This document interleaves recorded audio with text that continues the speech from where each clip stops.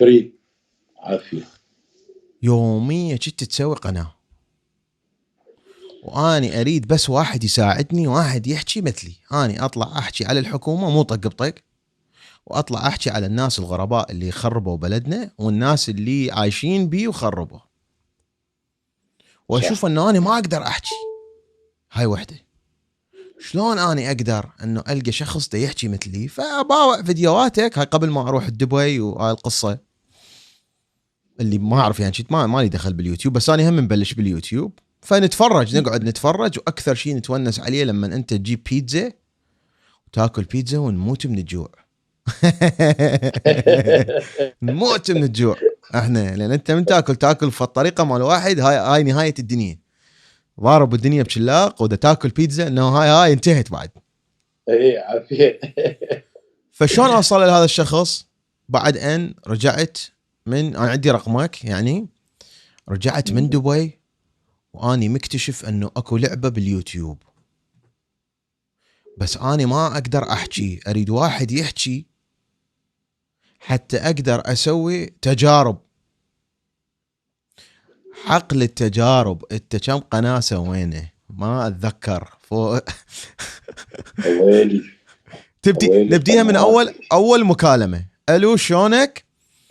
ترى انت ما يصير يوميا يسدوا لك القناه، اريد افتهم ليش دي يسدوها. ايش قد طولت هاي المكالمه؟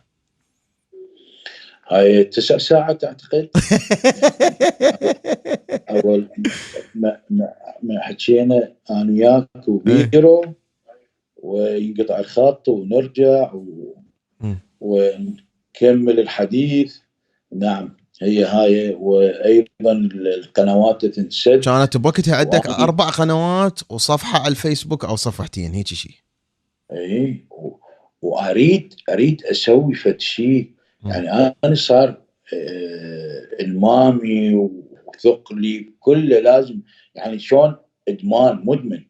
انا اذا ماكو فيديو ما اقدر يصير بي فد شيء.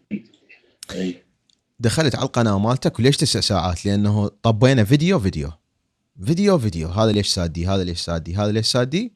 اول مجموعه كان نساديهن لانه بدون اسامي ولكن سلامي، لانه اكو اخوان 2 مغنين قايلين على فيديوهاتك انه كوبي رايت. هاي مالتنا، معتبرين الفيديوهات هاي اغاني. تتذكر كان اكو كوبي رايت. بس على مود يسدوهن، هن لا بيهن اغنيه ولا بيهن فشي، هن فيديوهات مالاتك. هاي كان المجموعه الاولى. الشيء الثاني اللي ما مفتهمه كنت انه يجيك سترايك. احبائي، سترايك هو انه انت مسوي خلل، انت مسوي فشي ضد القوانين مال يوتيوب.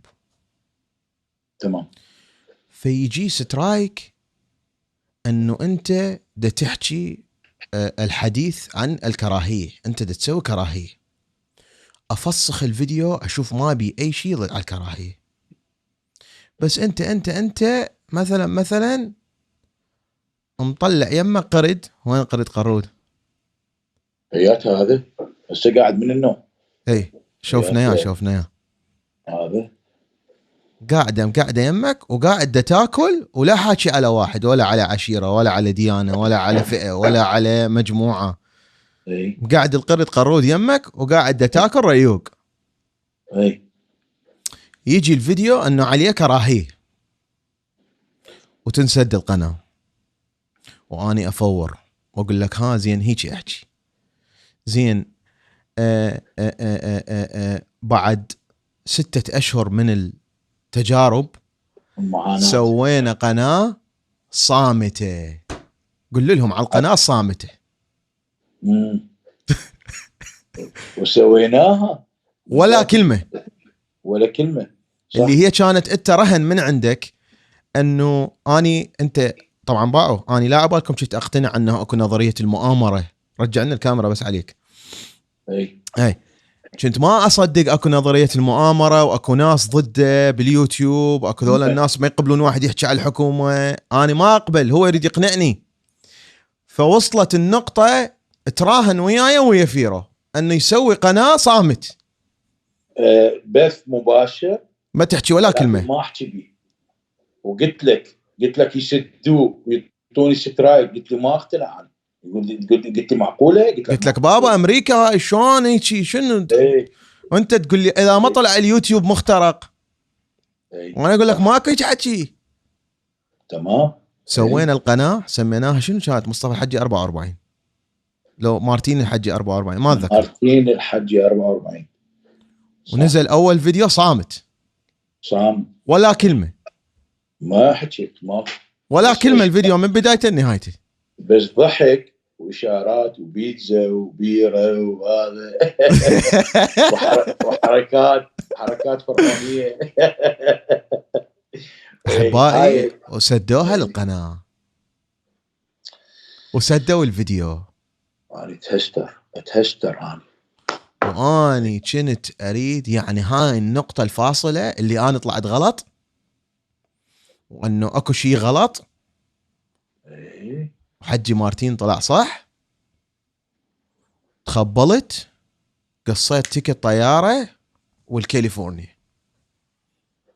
اني ترى مخبل بالقنوات مالتك مو ما مخلي شغله ما مسويه. عافيه. وكشفنا ايش قد اكو اشياء كشفناها انت بالاحرى. يعني كشفت اشياء مذهله. يقول لك هاي شنو هاي شنو القوانين. يعني القانون هم مالتهم يريدوه متر يريدون يسووا سنتيمتر اللي هو لو بالانجليزي احنا ما مسويين شيء غلط. هو انا لو مو قلت لك انا لو اتكلم دويتش الماني او انجليزي كل شيء اسوي. هاي اللي سويتها ما يعطوني هالقد سترايك ولا لانه هو الخلل مو بالقوانين الخلل بالمنو بالعاملين اللي يشتغلون باليوتيوب. عنصريه وطائفيه عندهم وايضا يتبعون من هؤلاء اللي اهل العمايم وغيرهم. جزء كبير من عندهم بس اكو واحد او اثنين شرفاء كانوا يعني ما يقدر مدنج راسه ما يقدر يحكي. صح. طبعا احبائي اني مسجل شركه مسجل شركه بولايه ومسجل شركه ثانيه بولايه ثانيه ومحامي وبنك خاص وعنوان خاص ومسجل القنوات باسم هاي الشركات وحاط عليها حماية وحاط عليها فلوس وصارف سنتين أنا يومية ساعتين 3 من يومي اندقيت تخبلت. بس انت تريش طلعت لي هاي الفقرة احسك ما اعرف شلون الكلمة هاي كلمة حلوة لو ما حلوة. كلمة لوتي حلوة لو ما حلوة ما اعرف. هي هاي بعد ما حد ما قام يحكيها. يعني هي بغدادية شاطر يعني شاطر ذكي شاطر. يقول فدت لوتي هي شاي نقولها اللي هي انه هاي النظريه مال انه ترى اكو فد اختراق انه هاي النظريه حقيقيه. فقمت ابحث بالموضوع ولحد الان عشرات القنوات سدونا اياها. مئات مشاكل ومشاكل فلوس باقوها فيديوهات اخذوها مئات الفيديوهات اي راح فيديوهات. اني متاثر فيديو تحكي بس اوقف على هاي النقطه. من اني بالتواليت وطلع لي جن. هاي بالقناه الصامته سدوا لي اياه لك راسا سترايك واني صحت يا مقرده. هاي لا هذا لا اي كنت بوقتها اقول مقتدى انقذني مقتدى. طلعت صورته قلت له صورته هاي يا مقتدى لك جين ما تقدر له وهذا تمثيل. فصار فد شيء ورأسا سترايك ومسحوا الفيديو. قلت يا احبائي بالقوانين الامريكيه وبالقوانين مال اليوتيوب من حقك ان تحكي عن شخصيه عامه. هسه احنا ترامب من الصبح لليل يقلدون عليه عافيه. بس مو من حقك انه تجيب قرد تقعده بصفك. مو من حقك انه تقول كلمه مقتدى. وين الاغنيه مال ما تشغل لنا مقرده حيوان دار ارتاح نفسيا؟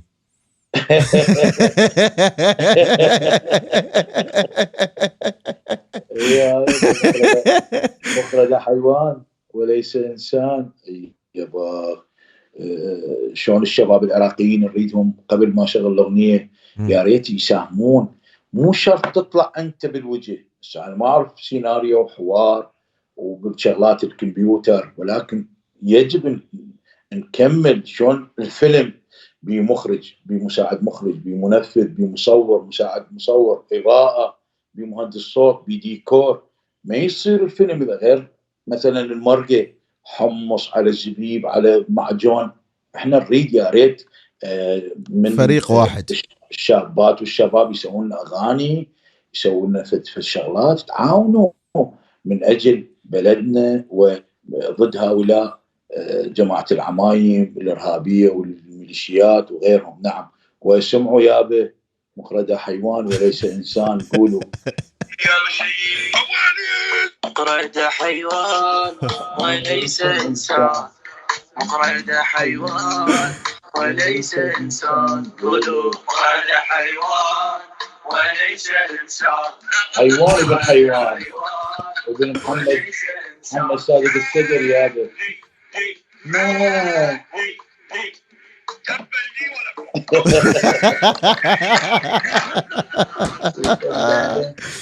زين. حيوان وليس انسان، مقرده حيوان وليس انسان. سيد سيد سيد سيد سبحة وتربة ومتعة وسجادة. سيد سيد سبحة وتربة ومتعة وسجادة. سيد سيد. شنو قصة القفل؟ فشي عن العبودية والحرية؟ هذا له قصد كلش قوي من بداية مال سيد عامود وسلسلة أفكار. وهاي شغلة كل من أو كل شخص وشخصة اللي يتبع أهل العمايم وما يفكر لا بالوطن لا بالشعب، ما يفكر بالثقافة، ما يفكر احترام المرأة، الطفل، الحيوان. هذا محصور يعني مغلق عليه أو مسجون يعني بالعبودية. عبودية يعني رابطيه، هو ما يبين، بس أنا دا بين لهم إياه بأنه هو يجاريه ما وخليه بالزنجير بالحبل. إذا بالحبل ربما ينقطع، ولكن إذا بالزنجير والقفل والمفتاح يم السيد. يعني شنو؟ يقول لك بيديه مثلا، أنا راح أجيب لك ربي، ندعي ربي هذول شلون الله يحكي يقول لنا. طبعا وشون يقول لنا؟ شلون يقول لك الله شايفه بالعين لو بالعقل؟ لا، أنا شايفه بالعين، نهار ليل فصول الأربعة نشوف الولادات والوفيات. هاي طبعا بعيننا نشوف الله مطينا العقل، مطينا الحرية، لأنه الله خلقنا أحرار ونعيش أحرار ونموت أحرار. ما مسوي شيء غلط، وحتى الله ما يشور، الله يحبنا وأقرب من أمي وأمك أمهات العالم، أحن من أمي وأمك أمهات العالم. الله هيك يعني مو هذا اللي يصوروننا يا الإرهاب؟ لا، اللي حيعلقنا ويشوينا ويجرنا من المدري شلون. ايه ومال نار جداحه شو يسوون بيك وهيك يا بشكو كله خوف. وشو من الطفوله لحد كله خوف. الله يقول بعد شو اسوي له؟ يقول انا اعطيته جسم، اعطيته عقل، اعطيته الى حكمه، شو اسوي له اذا هو راح وعافني وتركني؟ حتى الي اني ربه واني خلقته وسويته، تركني وراح على سيد مخرده الصدر 44. شو اسوي له؟ شلون اطلعه؟ اذا يطلع، ولكن هو خلي يطلع نفسه. انا اذا طلعه راح يقتلوه، اريده هو يفتح هذا ويتحرر. والمفتاح شلون؟ بعقل المفتاح، ويقدر ينزع هذا ويتحرر ويصير مثل مصطفى الحجي، ويصير مثل أنا، ويصير مثل العالم أجمع، ونتحرر ونعيش ولكن احنا بهذا الصدد نوجه الى شباب مدينة الثورة، لا مدينة صدام ولا مدينة الصدر، احنا نعرفها مدينة الثورة، يريدون يتحررون ويتعايشون ويانا ويصيرون اندماجية ويانا، يندمجون ويا المجتمع، يتركون سيد مقردة السدر ابن 44 محمد صادق السدر ويتحررون. احنا ما عندنا شيء وياهم، ولكن هذا كلامي مو تنازل وكلامي لا، هذا كلام عن العقل، لأنه ما ظلت فترة وراح يتغير الأشياء. فهي هاي نصيحة لي مني إلهم، ويعتبروها مو نصيحة هم كلام.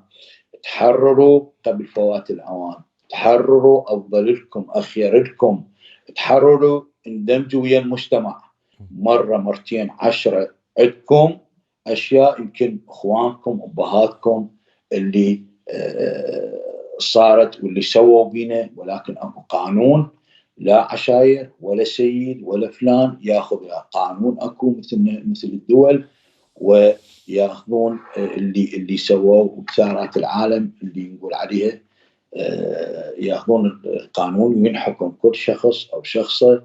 ويجب تتحررون يا شباب الثوره من هؤلاء، لانه شوهت سمعتكم، شوهت اموركم، اذيتونا حتى بمرض كورونا. هسه الصبات مدايركم يعني مدى تطيعون تقولون لا كورونا ولا كراون، كنا نزحف للكاظم، لا كورونا ولا كراون، كنا نمشي للكاظم. فشيلوا هاي الخزعلات، شيلوا هذا اللي ببالكم، شيلوا هذا اللي بركبتكم، عيشوا مثلنا مثل العالم احرار. نعم، يا ريت يستجابون لهذا الكلام. لحد الآن بسبب اليوتيوب وبأوروبا إن رفعت عليك 4 أو 5 قضايا، صارت 4 قضايا مو باليوتيوب بسبب اليوتيوب. بأوروبا هسه بالنمسا أنت مرفوع عليك قضايا، كم محامي حطينا، ايش قد صرفنا فلوس، كله من وراء يريدوك أنه تسد القنوات مالتك مال يوتيوب، لأن أوروبا يستمعون للمترجمين الغلط، يقولون لهم أنه هذا دي يسوي فيديوهات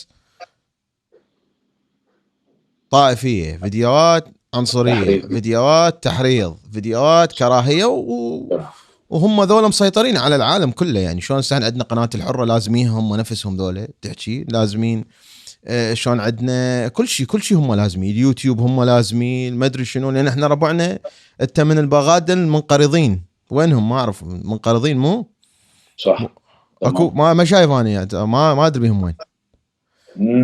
فالبقيه الناس المتنورين عفنا من البغاده والهاي، دا احكي قصدي انه الناس المتنورين ماكو ضامين راسهم، فما لازمين شيء. فحتى باوروبا اللي لازم الترجمه، اللي لازم المحاكم، اللي لازم هاي، هم من عندهم. تمام. 4 قضايا صرفنا آلاف الدولارات. اول قضيه $1500 على هاي التهمه اللي وقعوني 1500 بيها. يورو. اي وقعوني بيها. ويوم 18/4/2018 ايضا جو علي صحة. اقدر اشرح لهم اياه شويه لهاي القضيه، لانها كانت كلش معقده. وصلت بيهم الحد انه هو يسوي فيديوهات اجتماعيه، فالناس تدز له قصص. في يوم من الايام دزوا له قصه طفل بالجامع بيصلي او هيك شيء، ويجي الامام من وراه، هذول الاطفال يتحرش بيهم جنسيا. قال له هذول شلون تقبل هيك، احكي عن هاي الحاله. فينزل فيديو على الانستغرام مو كانت؟ اي بالضبط. اي بالانستغرام. نزل فيديو على الانستغرام يقول هاي شلون تقبلون هيك يصير ببلدنا، هاي ما يصير هيك، ذول الاطفال هم المستقبل، لازم ندير بالنا عليهم. واذا بعد كم يوم حكينا الليله المظلمه اللي دخلوا عليك ملثمين وطيارات ومقلوبه الدنيا. اي هذا يوم 18/4/2018 فوق الجبل بالكم.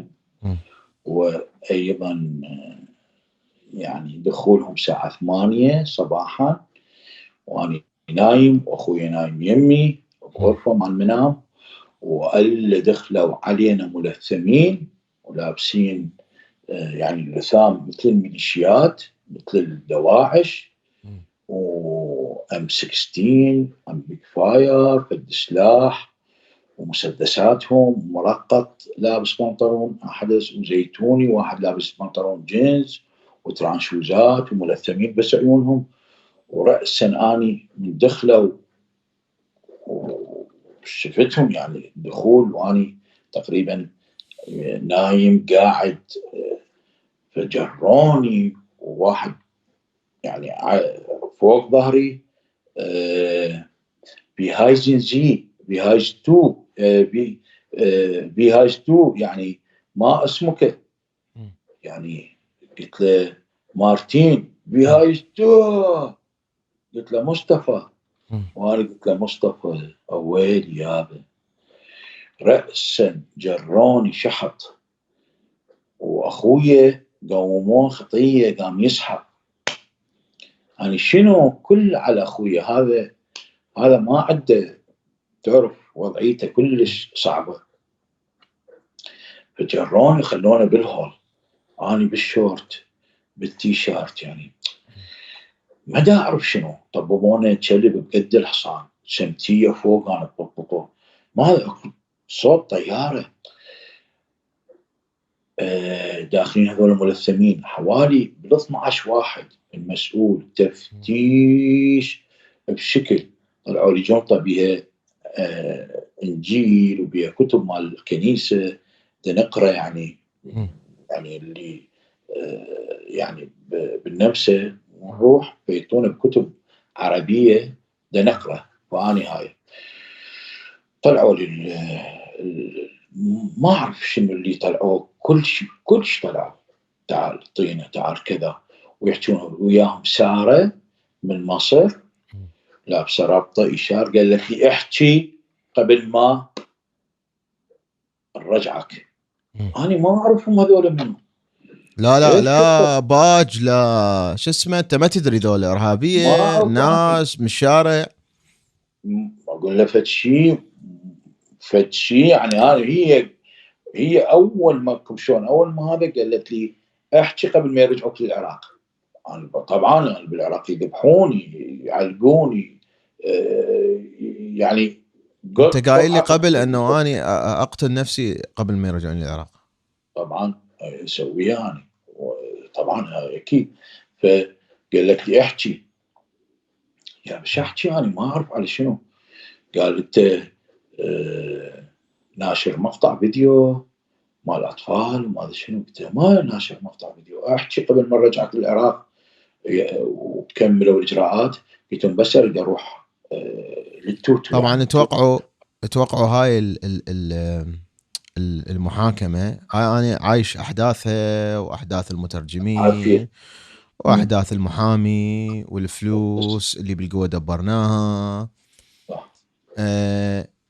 احداثها انه ذولا مسيطرين، المخربين الارهابيه مسيطرين على مفارق في اوروبا، بحيث يعرفون القانون، بحيث خلوه ينشر عن هذا الموضوع اللي هو دا يقول لك يابا شلون تقبلون هيك ببلدنا، شلون هذول خطيه اطفال دا يتحارشون بيهم، ما ادري شنو، يروحون يخبرون يقولون هذا دا ينشر فيديوهات اباحيه مال اطفال، وهي جريمه باوروبا يعني خطره، يعني يروح بيها 20 سنه، صح بالضبط. بين ما سنتين ما ايش قد سنه صار يلا بمحكمه خلصت القضيه، ما ادري، المهم صح. محكمه ورا محكمه، انه بالمترجم اللي يجيبوه والمترجمه اللي يجيبوها، لك عيني يطب المترجم قبل عنصري، يقول له هيك ما ادري شنو، عنصري طائفي كلب ما ادري شلون، شو راح نسوي بيك قدام القاضي علنا مسيطرين هم ويكتبون كل التقرير غلط. فبين ما قنعت ناس بالحكومه النمساويه وناس مؤثرين بالكنيسه، والتقيت بشخص هنا بنيو جيرسي، اوكي ما نريد نذكر اسماء بس هذا يخليهم يعني لما هم عمود بس يروحون يفهمون القاضي يابا هذا ناشط مدني عنده صفحة على اليوتيوب ينزل عن مشاكل اجتماعية وهنا دا ينزل ضد هاي القضية. ولا لو ما هاي كان ما طلعت منها، بس طلعت من عندها بقدرة قادر مثل الشعرة من العجين. صح. ولكن اخذوا الموبايلات مالتي واخذوا الحاسبة ما رجعوا لي اياها، واخذوا الهارد. لا الهارد رجع بهذا، بس بهذيك جايب الايفون 6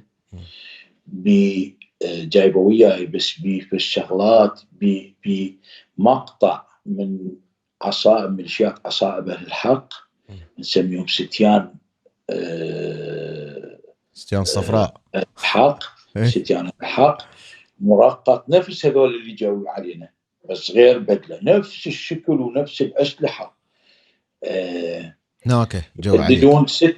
يهددون 6 احمد البشير وبوتشيتشو واني وهذا الشاعر شو اسمه مال من يحكي على قيس القيوسي ترنقعي شو اسمه هذا ما اعرف الشاعر منه، ما راح من بالي. واكو بعد 2 المالكي رحيم المالكي لا منه هذا 6 احنا ومهددين بالاسماء بس راح عندي مقاطع اخرى وايضا عندي بيها الصور مال المحكمه ومال القاء القبض وشلون كلها بيها.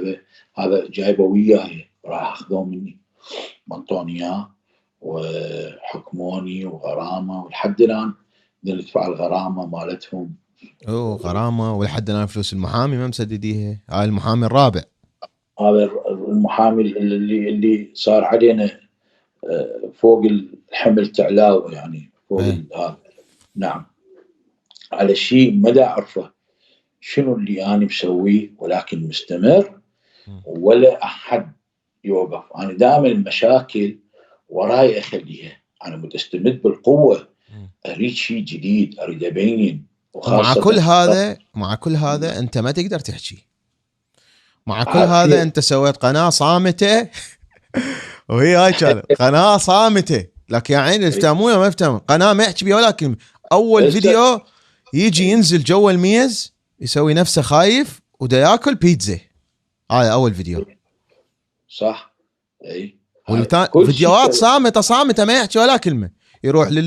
يروح للبارك هذا الحديقه هيك صامت، يركب البايسكل ينزل البايسكل مالته، يحط الكاميرا على صفحه يشيل السيلفي هيك يسوي كان يسدوها القناه. اقول له ما ادري شنو، انا حتى اقول شنو يعني حظ ما عندي، ليش دي يصير هيك، ليش دي يصير هاي الامور اللي بيه، ليش يعني ما اعرف يعني معقوله دي يصير. ما نفتهم هي كلها محاربه على مود شنو اخفف من الفيديوهات، ولكن اني ازيد بعد اكثر. بس قلت فد نقطه مهمه، كل واحد بينا له جزء، مو الا كل واحد يعرض نفسه للخطر، مو الا كل واحد انت ما عندك شيء تخسره. يعني هاي يعني خطف واخوك راح واكو واحد ماخذ اسمك اخذ الكرك وراد يروح ينبش قبر امك، صور فيديو قال هاك هذا حنبش قبر امك. هاي نسيت اقولها. صح هاي نسيت اقولها. جاسم الحجي هذا الارهاب والارهابيين راح للقبر مال امك يريد ينبشه، ماخذ الكرك ورايح. توقعوا هذا اللي يطلع ويا هادي العامري، هذا اللي يطلع ويا ابو مهدي المهندس، هذا اللي يمثل الحشد الشعبي.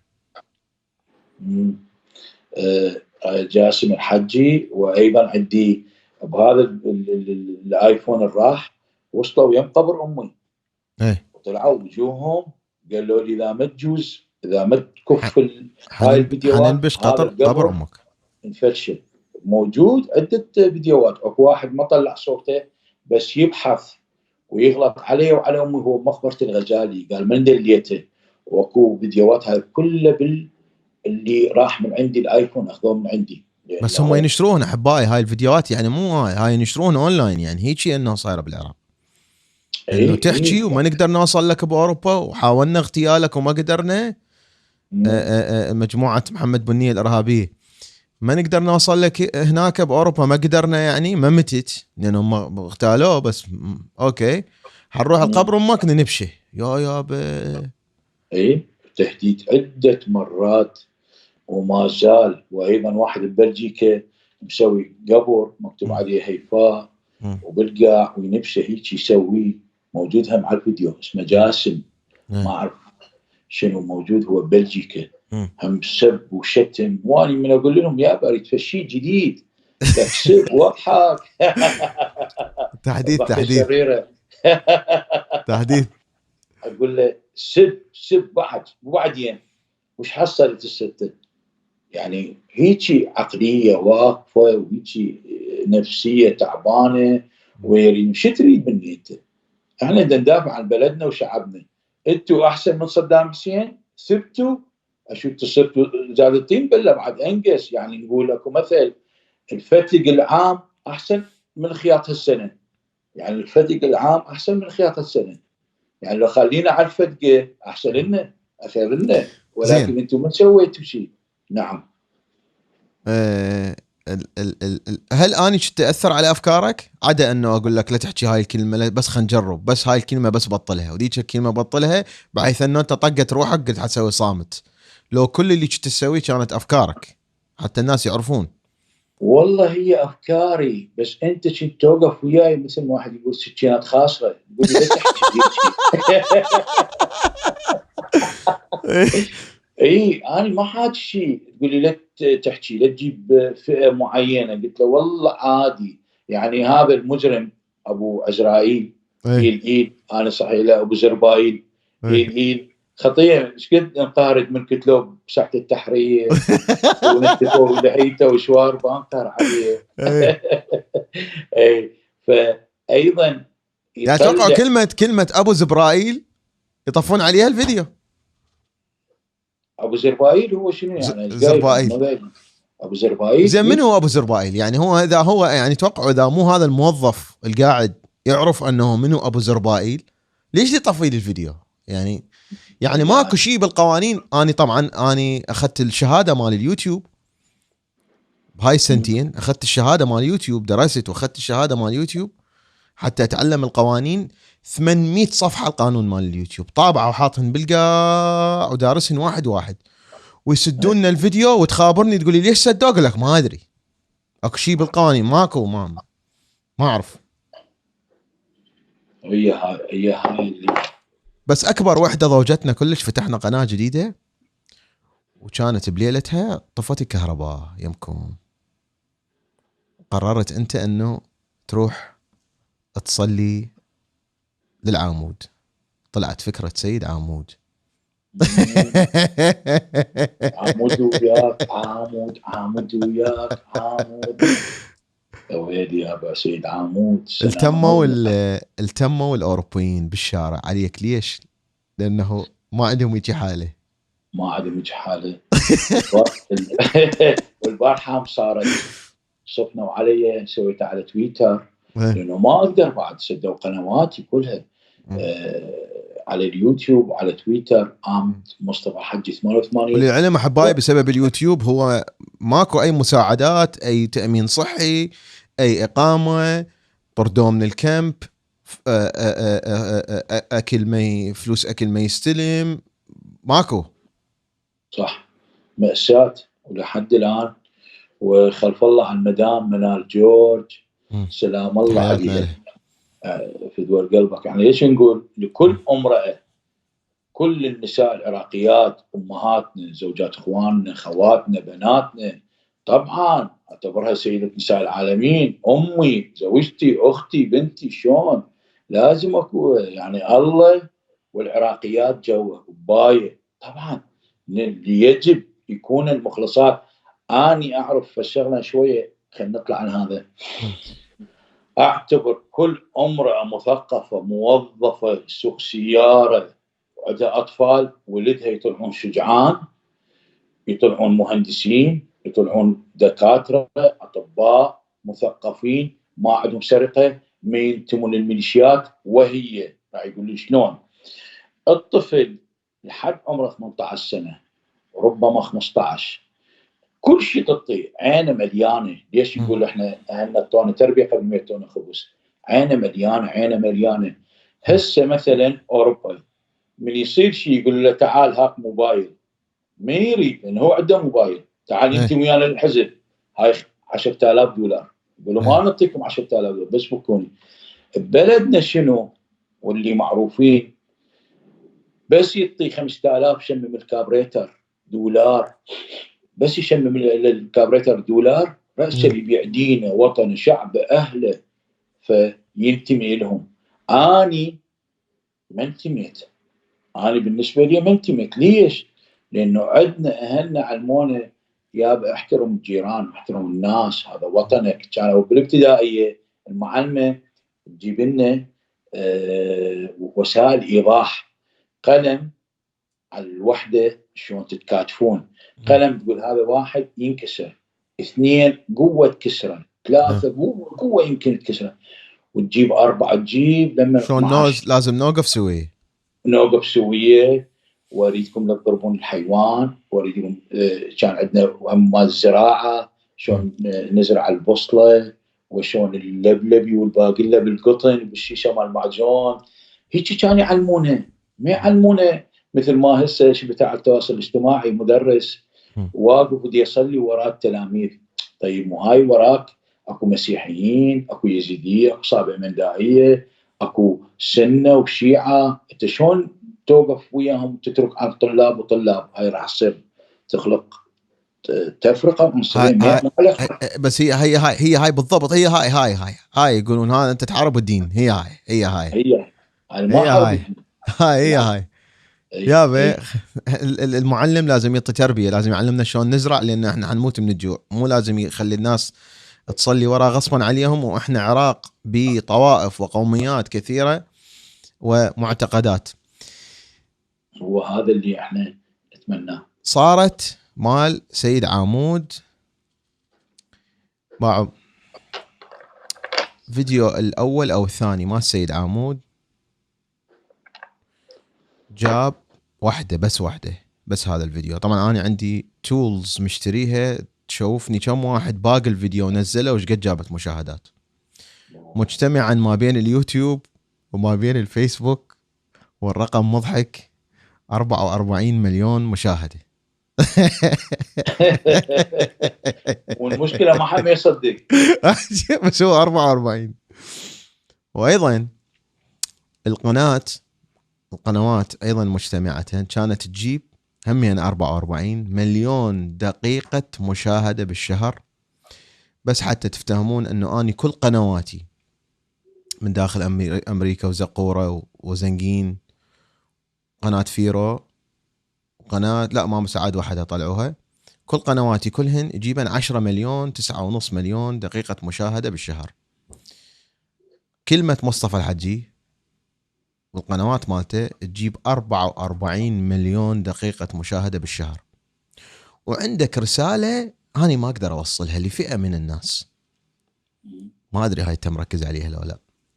شلون تعلم الناس اللي يقعد يشرب أنه ما يصيح على أمه، هي اللي تسوي لها المخضر والجاجيك والمجصح ولا نسيت اسمه مزه جاجيك شلون تقول له اعتمد على نفسك، اللي يحتسي ايه هاي رسالة هاي لانه انت قام يدزون. طبعا احبائي يدزون مئات الفيديوهات الناس تضامنا مع مصطفى الحجي. المهم اي فعلا اللي يحتسي بالبيت اخير له احسن له. لا تعوف زوجتك لك انت، ما يصير هي تبقى الليل كله وحده وانت رايح تسهر ومصطفى الحجي بودي جارد اسهر وياها. نعم اسهر وياها يعني كل يومها بالبيت.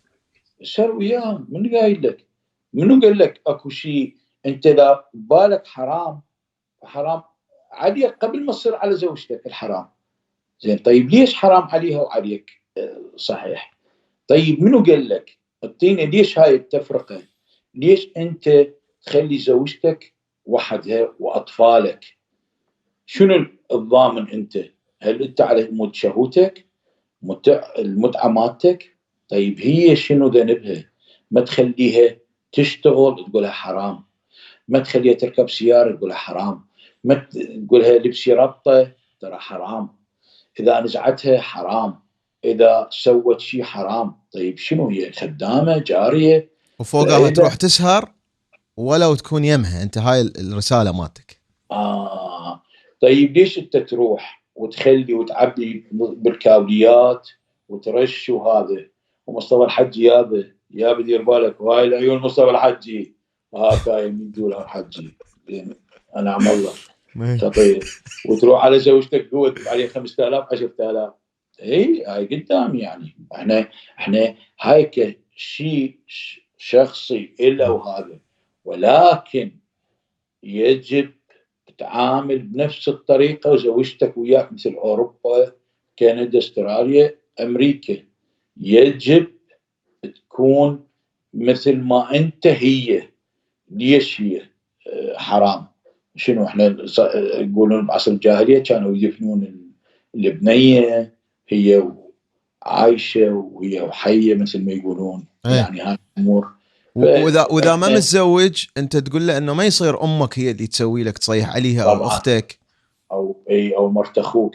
احنا نحث الشباب أنت تريد تحتسي اشرب ببيتك، أنت اطبخ، نظف، اغسل الحمام، تواليت، غرفتك، أنت سوي لنفسك، لا تعتمد على أمك.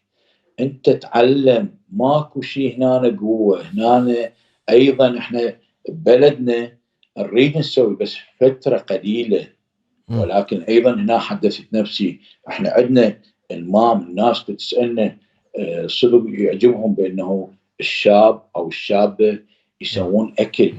يجب الناس يعني العائلة تقعد بيناتهم، يقعدون على نفس المائدة، صحة على نفس المائدة، يأكلون ويشوفوا بيناتهم بالأسبوع مرة شنو السلبيات صارت بالعائلة، شنو المحتاجين، شنو الكذا يصير. هسه عندنا احنا أيضا الأم ما تطلع ويا ابنها والأب ما يطلع ويا بنته، عيب يعتبروها. هيك صارت الأمور. الرجل ما يغسل الماعين، يقول أنت شلون يقولون عليه هاي الكلمة؟ زنانة. لا مو بس زنانة، لا هي هاي زنانة يعني لا.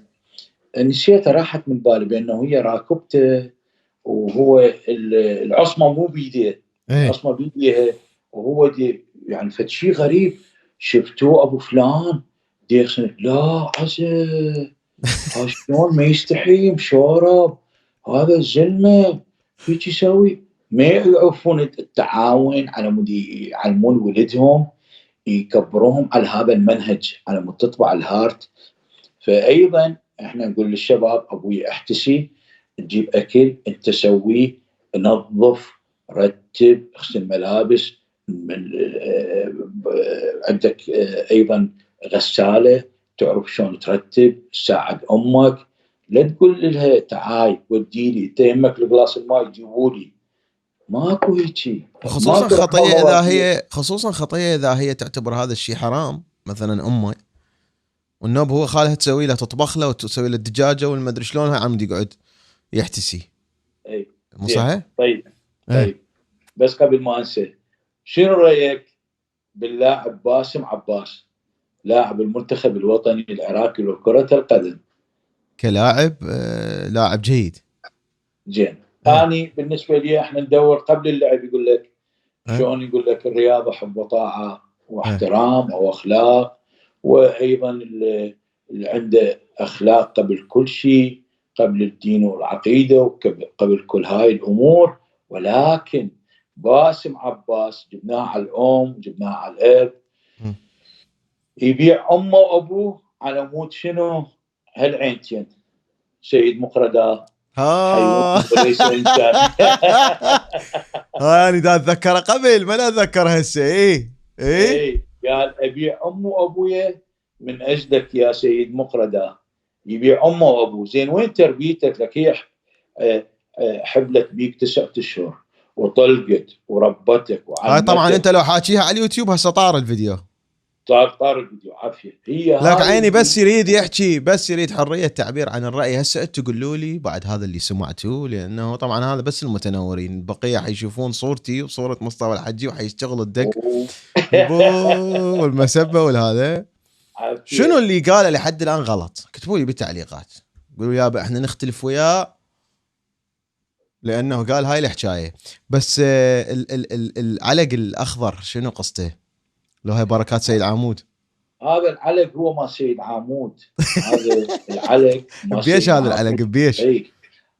هذا العلق على نوع التخلف. هي خرقه، وانا عندي مقطع فيديو ذابين محافظه كربلاء المقدسه، خرابه يسموها حي البعث.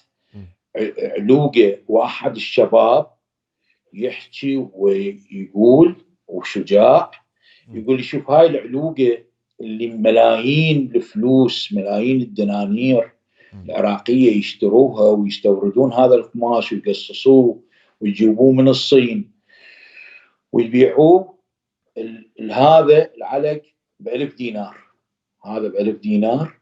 وكم علق من هذا ب1000 دينار المتر ايش قد راح يطلع لك؟ يمكن في 100,000 200,000. ويخلوه ملابس الداخليه ويخليه بالمال الاشاره. وما يشور مثل سيد عامود. لا سيد عامود يشور 100%. كهرباء عنده، حديد منورنا، وعنده فولتيه 220 و120. سيد عامود ومشتقاته. شنو رايك؟ عندي مفاجاه لك، انه اني 75% من الفيديوهات اللي مسحوهن اني ضامهن بفت سيرفر. مال ريال مصطفى الحجي، مال ريال مصطفى الحجي ومال مارتين، وحتى ما اريد اقول الاسم، بس المسلسله مال حلقه يوميه مع يوميات اللي انا قلت لك هاي ما صرت تستعملها الكلمه. اي صح. زين. واريد انزلها. شلون هسه احنا هنا نقدر نحكي براحتنا؟ بمكان خاص، لا يوتيوب ولا فيسبوك، ويقدرون يروحون يشوفون اول فيديو مال سيد عامود. واكثر فيديو جاب مشاهدات لما شيت انت بالطين. عافيه. شيت بالطين لغمت روحه، وكان بيوم هالوين وطلع بالشارع، والاطفال النمساويين يقولون الله باعوا هاي الشخصيه. 31 10 عيد هالوين دائما يصير. وبهذا اليوم كل شيء واحد يقدر يلبس ويسوي. فشنو كان الزي مالك؟ اي عافيه. من افتريت بهذا النصب مال التنين. هاي الساعه بالتنين هاي وملغمط بالطين. وهاي جيت من الكم. من الكم هاي لغمطت نفسي ولابس العمامه والهاي مال الشرشف الشفن. وافتريت وحكيت، ويمكن كان وياي بيره يمكن شارب ما ادري ما داش. اي فسويتها. اي بس هي شنو كان موجود هذا الفيديو، موجود عندي. والفيديو الصامت هم عندي اللي جو الميز. فاريد يشوفون هذا الفيديو ويقولوا لي شنو البي. بس طبعا حتلقون هاي كلها على، حسوي مثل هذا النادي، حسوي نادي مصطفى الحجي، موجود طبعا الرابط ماله اللي جوا احطه وحاط عليه الفيديوهات. وهذا دوركم، انه انتم اللي عليكم ان تسووه، عليكم ان تدزون الرساله اللي تقول انه المراه لازم تكون عندنا محترمه، لازم لازم لازم لازم كل واحد لازم عليه يسوي فتشي. ولازم نسترجع بلدنا، نسترجع وطننا، نسترجع اليوتيوب اللي مبيوق من عندنا، اللي ما نقدر نحكي واحنا بامريكا وباوروبا. نسترجع كل المفارق الحياه اللي سيطروا عليه هذول الشراذم. زين. ف اخر شغله اسالك عليها، لان احنا نقدر نحكي 3 ساعات ما نخلص، 5 ساعات بعد. اكيد. قاعد انت بالشارع تسوي مظاهرات او مجرد معترض، مجرد تاكل الريوق مالك، ويجي واحد عنصري هتلري، المفروض ضد القوانين، هذا مال اليوتيوب هو اللي سوى، المفروض الناس يوقفون وياك، المفروض أوروبا اللي قالت أنه إحنا ضد هتلر، بدون أي سبب. يشوفه قاعد تاكل ويجي يمشي ويذب فوق راسه كبيرة. وردة الفعل مالتك اللي خبلتني، اللي الفيديو شفته 150,000 مرة. صح. ما اريد اقول ردة الفعل، اريدهم يشوفوا لي الفيديو، عندي موجود، ححطها للقطة. وبعدين من تروح تقوم عليه وتقول له لك اني من بابلون، بالضبط، اني عراقي، اني من بابل، وهو يسوي لك العلامة مال هتلر اللي هي المفروض بأوروبا يعاقب عليها القانون. بالضبط. وتروح ترفع عليه قضية. أكثر شيء ألمتني شلون العراقيين ما يوقفون ويا واحد عراقي ابن جلدتهم تم الاعتداء عليه عنصريا، كل شيء ما مسوي، بس شكله مو مثلهم، مو مثل هذا العنصري الهتلري فعلا. بس اللي تفاجئنا بيه أنه حكومة أو جزء من حكومات أوروبا قام يساوموك، لو تشيل الدعوة مالتك تلغيها على هذا العنصري اللي اعتدى عليك وذب البيرة فوق راسك وضرب القوطية هيجي، لو ما نعطيك لجوء ونحاكمك ونطلع لك قضايا.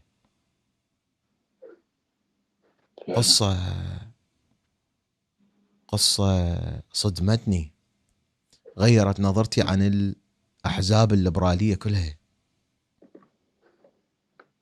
تمام.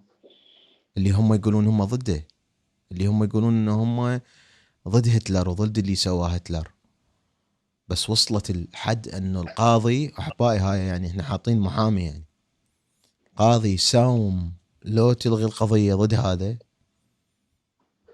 الهتلري، لو نأذيك.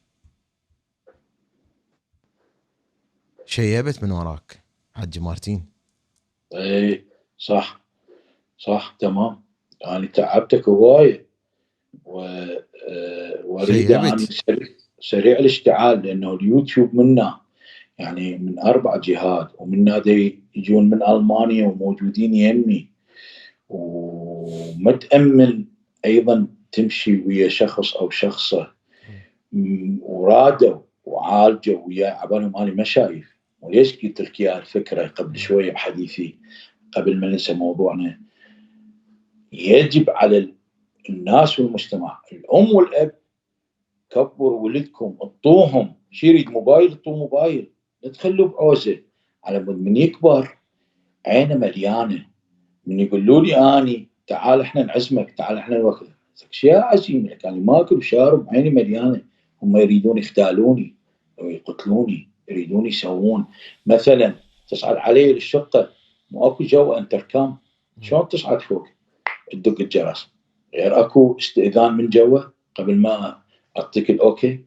فهي هاي اللي دا يصير بيه. ولكن اني اظل برحب الصدر واضحك الضحكه الشريره واظل مستمر واطلع الشيء واخلي مشاكلي ورا، على مود اكو شيء ادري دا يسووني ويجابوني بحاله نفسيه ولحد الان، ولكن اني اظل مستمر. ويوميا شايل انت من شقه شقه، لان احنا كل ما يكشفون الشقه تشيل. اكيد، وانا شلت الشقه وما قايلها نهائيا. قبل ما اجي هنا رحت الشقه بعد منا تقريبا ربع ساعه ثلث ساعه بالباسكل نص ساعه، ورجعت وظليت هناك فتره. هي ام البانيو، هاي الشقه، هاي مو شقه المخرج، هاي الشقه مالتي. من هو المخرج؟ من هو المخرج؟ سيداتي سادتي، المخرج هو أنس من داخل أمريكا، اللي هو المتحدث بنفسه وبدمه ولحمه قدامكم، المخرج يابا. كنت مقرر عندنا جروب المخرج اللي نحكي فعلا بيه، هو يستحق المخرج، واني خالها ببالي وقبل ما نحكي اريد يسوي فيلم روائي هو اخراجه، ولكن امنيتي اوصل لامريكا واسوي مسرح ويا عائله ماما سعاد، وينجح المسرح وانا بنصهم. نسوي مسرح ودخوليه وينجح. مطعم ويا استاذ هاني، مطعم ويا استاذ هاني، تحياتي لاستاذ هاني. واسمه طاوله الذهبيه الملكيه طاوله الاصليه. الذهبيه صح. اي بس ماكو جناح خاص للعوائل، الله يخليك. لا شنو جناح خاص؟ انت تتخبل من عندها؟ لا عادي طبيعي للجميع. طبعا شكرا جزيلا انه انت يعني طلعت وياي. ما كنت متوقع انه انا عندي هاي الشجاعه، الهجمه مو طبيعيه، لانه يعني كره ضد مصطفى الحجي. يعني دا اقول لكم 44 مليون دقيقه مشاهده بالشهر. يعني انا كل اللي مسوي بيهم 10 ملايين دقيقه مشاهده. تعرفين يعني ايش مسوي بيهم؟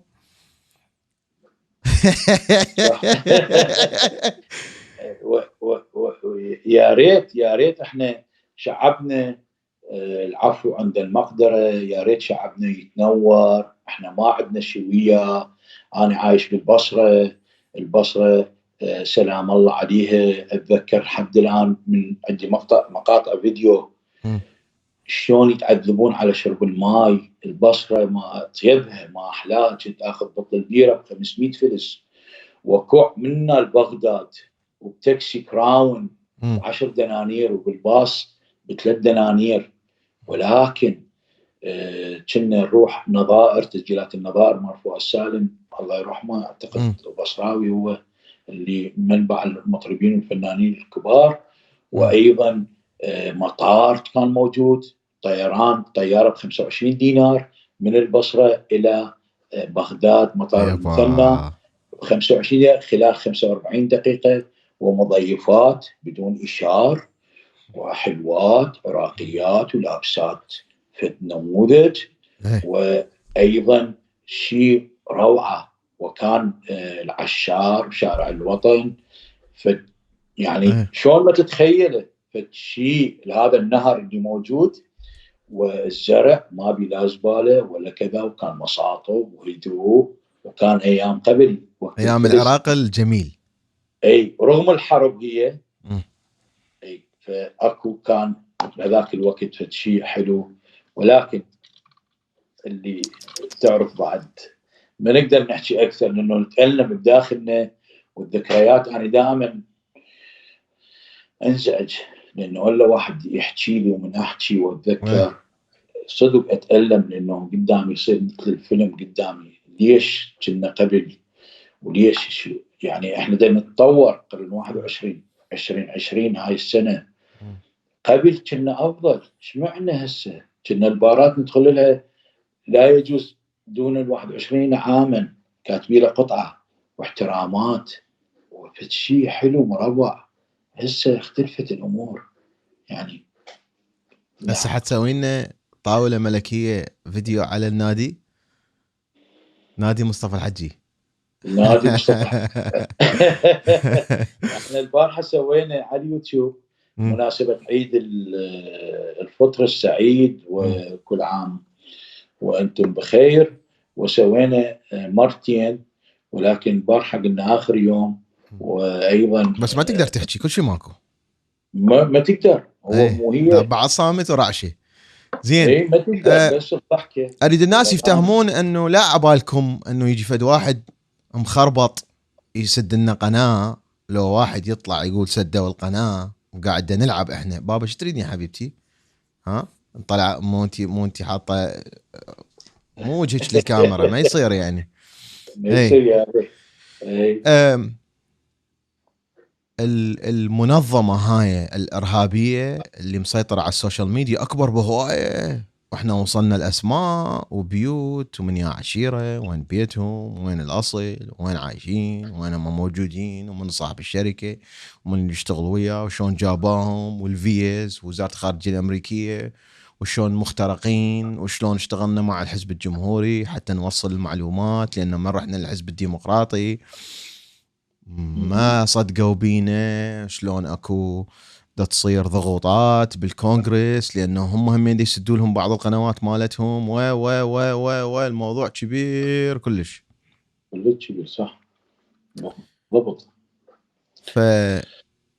هذا اللي نمر بيه وانتم لازم تدعمون كلمة الحق الكم لانه حتى اللي مدنج راسه وكل شيء ما يسوي يجي السرة، حتى اللي ما يحكي يجيكم السرة. عندي ولد صديقي يوتيوبر عايش في فانكوفر كندا، كل ما اشوفه يقول لي انس ليش تحكي؟ انس مالك دخل، انس بطل، انس ما ادري شنو، لا تسوي هيك، انس مالك دخل لا تحكي معود، دير بالك وابد ما يحكي. وذاك اليوم ماكو الا على غفله على الفيسبوك مسوين عليه حمله انه هذا رفحاوي وهذا يابا جابه على هذا ولد مواليد 85 قدي طالع ذاك اليوم شو اسمه يفشرون يسبون لك يابا شنو القصه بالضبط. فلا تظلون يم الجو هاي شو له امشي جنب الحيط هاي ما تفيد بعد، ما تفيد. يوصلوا لك اكيد وفعلا اكو هوايه العادوني واللي امثال جاسم الحجي وعصير رنا طف الضوء والحقني وهذا ابو حمير مير وبعرور اوروبا وهاي بعرورتهم صقارتهم وهاي سهام الإيتشة الرفحاوية وغيرهم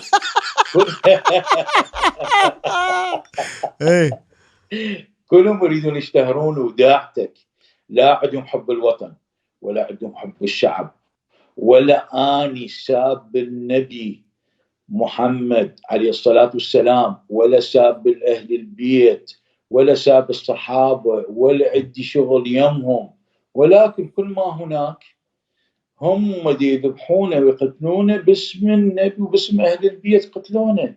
جيش الإمام المهدي عجل الله فرجه ذبحونه وقتلونه. شون اني يذبحونه ويهجرونه واخويا واني ودفعنا $50,000 من الخطف مالتي، شلون يعني واحد ما يحكي؟ كونوا انتم مكاني، اني عندي غريزيه، انتم يجب كونوا اوفوا وياي، لا تطلعون وجوهكم ولا اساميكم، يعني سلامي ولكن ما اذكر اسامي، ولكن يجب لانه مثل ما قال الاخ انس قدامكم يقول لكم تفتر عليكم ويوصلوا لك تجيك ماكو ما تقدر ماكو يم الحائط وماني دخل يوصلوا لكم ماكو صح وموجودين. فانت دائما مثل الشمس وقول قياس المناظر مالتي، اقول له ايش قد قياس مناظرك؟ يقول لي ما اعرف، اقول له ما تعرف، انا اعرف قياس المناظر مالتي، صير وجه واحد لا تتنوع منه. مثلا سنان ويا سنان يا اجمل الاصدقاء سنان ويا سنان شفتك سنان اي فهذا اللي نتمنى من كل الناس والمجتمع يكونون توقفون وياي، توقفون ويا الأخ أنس، توقفون ويا العراقيين نفسهم. أنا عايش بأمريكا ولهم نفسهم أكيد هم يوقفون ويانا شنو؟ على مود يتعلمون، على مود إحنا نقول لهم يعني مثل ما وجهت إلى مدينة الثورة شبابها مو شيء نقوله، ولكن تعلموا لأنه يجب تندمجون ويا المجتمع، غيرها ترى راح توقعون بالفخ وما يخلصكم نهائيا. استغلوا هاي الفرصة وسقطوا هذا مقردة وما عليك بفلان وعلان، أمك وأبوك على عين وراسي، لا تبيعهم مثل اللاعب باسم عباس. أنت شوف اللي يناسبك واللي دي يصير واللي دي يجرى بسببكم. نعم. ودعموا حق التعبير عن الرأي بغض النظر عن أنه أنا أتفق ويا مصطفى الحجي 100%، ما تتفق وياه 100%، لازم انت عندك حق التعبير عن الرأي، وهو عنده حق التعبير عن الرأي، وانا عندي حق التعبير عن الرأي. دعموا الحرية، بدون الحرية ترى كل شيء ما يسوى. انت تقول لي خبز لو حرية، اقول لك حرية، لان انا اجيب الخبز بعدين. اكيد. وليش احنا اهلنا خبز طونا وبصل. تربيه قبل ما يعطونا خبز؟ يعني هي الحريه، التربيه، الحريه. يعني انا قلتها ذاك اليوم اثناء قبل 3 ايام 4، قلت لهم يا سيدات سادتي، اللي عنده تربيه من الممكن تغيرها. واني صرت مسيحي، قمت اتعلم من الانجيل المقدس، اتعلم. بس اللي عنده دين وما عنده تربيه لا يمكن يصير عنده تربيه نهائيا. الدين تقدر تتعلمه وتصير، ولكن هو الثقل واللي تتعامل بالناس هو التربيه. مثلا انا لا صعدت اسود هنا بباص، ولا عندي شترافه، ولا عندي اغتصاب، ولا عندي سرقه، ولا اللي هي الشغلات اللي يعني صارت بعد بعد وصول اللاجئين، قام يصعدون بالباص ما يدفعون فلوس، قام صارت حالة اغتصاب وأنا صح موجوده ولحد الان وما زالوا يفتخرون بها. او يسرق، يقول انا دا انتقم من عندهم هذول كفار. زين طيب كفار جابك عليهم. هو هذا العقل، هذا اللي الناس دي علموهم على هاي المزايا، وباماكن ما نقدر نذكرها احنا. وايضا اللي انا كنت قبل جيراننا مسيحيين، واروح يوم الجمعه للجامع، اللهم لعن النصارى واليهود. طيب ليش؟ لك مو قبالنا المسيحيين وناس ونطب ونطلع وهاي الامور. وامي مال 43 الله يرحمه، وابوي مال 40 الله يرحمه ويرحم موتاكم، كانوا يحجون لنا. امي تقول انا كنت صغيره يثبتون يوم السبت افتح لهم الضوء فيعطوني حلويات وكرزات. الله بعقد اليهود باب الشيخ. ايه فايضا كل بغداد هم كل العراق، فعراقيين هم ما شلون المسيحي واليزيدي والصابي والكردي والتركماني والعربي والشيعي والسني هم ماكو، بس هم مصورينهم غير تصوير. فايضا اليهود ما يبوك بالميزان ويبيع لك نفس السعر الجمله.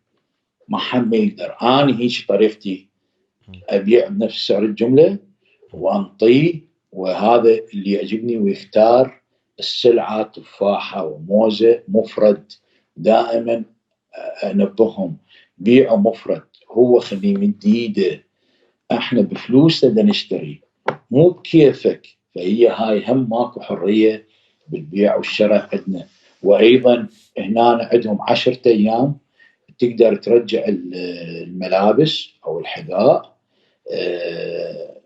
يعني تقدر 10 ايام يرجع. احنا هاي ما عندنا، احنا يكتبون المباع لا يرجع ولا يبدل. السهو يا بطلع صغير معود ما يفيد. السهو والغلط مرجوع على الطرفين. يا باشا شنو القصه هذا؟ احبايب تقدرون تشاهدون مصطفى الحجي على القنوات مالته اللي ما ندري، يعني يوميا قناه تصير.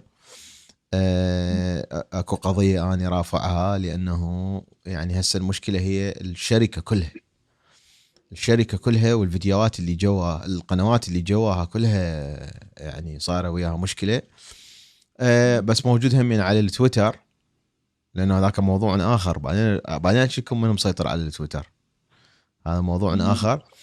وانت من الناس اللي ما تهتم لو عندك 10 مشاهدات، نفس الرساله ومستمر. فهذا فشي حلو. وايضا الفيديوهات كلها اللي مسحات اللي سوت ضجه راح تنزل بمكان خاص، تنزل بالنادي، حط الرابط مالته اللي جوا. فانا اشكرك طبعا، اشكرك حبيبي، واشكر كل المتابعين. وهذه رحلتي الطويله العريضه، عريض ريض ريض في كشف اللي صار بالسوشيال ميديا. والفضل لي هواي ناس، فضل لأول شخص قبل ما أعرف مصطفى الحجي اللي سدوا قناته وردت أفتهم شنو القصة ورحت دبي. وبعدين الفضل للي اليوم اللي صار عصبي وقال لي حسوي فيديو صامت. هذا غير كل شيء. خلاني اصدق انه هاي اكو مشكله. فشكرا لكم احبائي وشكرا لك. فالكلمه الاخيره لك. شكرا لك وشكرا للمتابعين وشكرا اللي في بلدنا العراقيين الاصليين الطيبين كل مذاهب وقوميات وديانات ولا تتوقعون اللي ببالكم، ولكن لابد ومن كله ولابد راح تجيك من هؤلاء اللي دي يحكموكم. وبعدين تقول مصطفى الحجي بأنه دائما يقول لك الصحيح، ما نريد تقولون على حق ولكن من أجل الحرية الصحيح. وشكرا لمتابعتكم، شكرا لكم. تابعوني على أرشيف مصطفى الحجي على اليوتيوب، وأيضا بالنادي راح يصير من خلال الأخ أنس، وهو نقول حرية إن كان واقف وياي وإن كان داعمني وإن كان هو ما سب العنب الأسود. حال الناس اللي احنا ناس اكو ما لا. واني اذا اخذت شهاده الدكتوراه بالسوشيال ميديا هي بسبب المعلومات اللي عندي اللي ما موجوده عند الامريكان. اللي دا اريد اروح رحت وطرحتها. طبعا جامعتي هنا قريب علي في واشنطن دي سي بالعاصمه. فهي يعني شكرا لك انه انا اكتشفت كل هاي المعلومات واخذت كل هاي الشهادات وسويت هاي كلها بس على مود افتهم شنو اللي دي يصير. فايضا شكرا لك. اقول لك عندي فكره واذا ما تعجبك قول لي حتى اقصها من الفيديو. اريد نسوي تيشيرت نكتب عليه اجعوص. اي عافيه. هذا تيشيرت الحريه. و الاجور مالته يعني الفلوس مالته تروح لسداد الغرامه مال المحكمه، فلوس المحامي. اوكي. والزايد اللي يبقى نتبرع به فد منظمه او فد شيء. يا ريت احنا نتمنى قلاصات، تيشيرت، هاي الامور يحبوها الناس، حتى من اخواننا العرب يتابعوني ويشوفوني. السعوديه والكويت وقطر يخابروك ورسائل. صح موجوده. يا ريت هذا يكون حتى اللي يشربون على طاوله فيصير هذا الشيء، ولكن راح يصير هم تقليد وراح يقلدوه. مو مشكله. يلا شكرا جزيلا لك حبيبي. شكرا جزيلا لك وشكرا للمتابعين، ونشوفك دائما بخير. ونعتبره هذا مو اول لقاء، المفروض لا بعد اكو عده لقاءات، وعلى مود يعرفون الناس ليش يقومون يحجون عليه. وهذا والله انا ابن ماما سعاد يدعمه، يلا يدعمني شو تريد واللي بالشارع. هذا السر صغير من اسرار يا معود. الاسرار البقيه شلون. شكرا لك. قاعد نلعب جعاص يابا. مع السلامه. باي باي. الله رب